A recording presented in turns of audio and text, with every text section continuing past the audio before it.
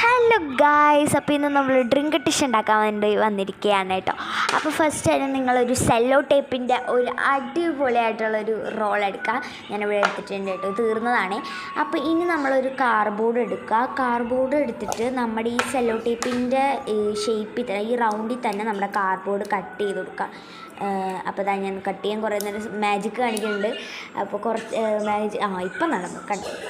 അപ്പോൾ ഇത് കട്ട് ചെയ്തിട്ടുണ്ട്. ഇനി നമുക്ക് നമ്മുടെ പശ വെച്ചിട്ട് ഇത് നന്നായിട്ട് തന്നെ ഒട്ടിച്ചു കൊടുക്കണം.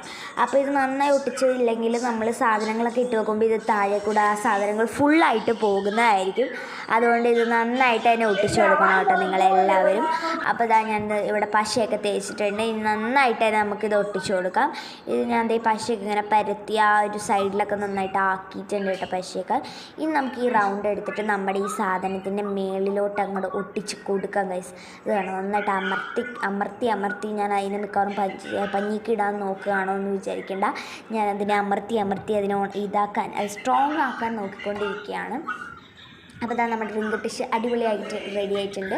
അപ്പോൾ ഗൈസ് ഇത്രയുള്ള നമ്മുടെ ഡ്രിങ്ക് ടിഷ്. ഇതിൻ്റെ പാർട്ട് 2 വരുന്നതായിരിക്കും, നമ്മൾ പെയിൻറ്റ് ചെയ്യുന്ന വീഡിയോ. അപ്പോൾ എന്തായാലും എല്ലാവർക്കും ടാറ്റ ബൈ, സീ യു. അപ്പോൾ എല്ലാവരും ലൈക്ക്, ഷെയർ, സബ്സ്ക്രൈബ് ചെയ്യുക. ബൈ.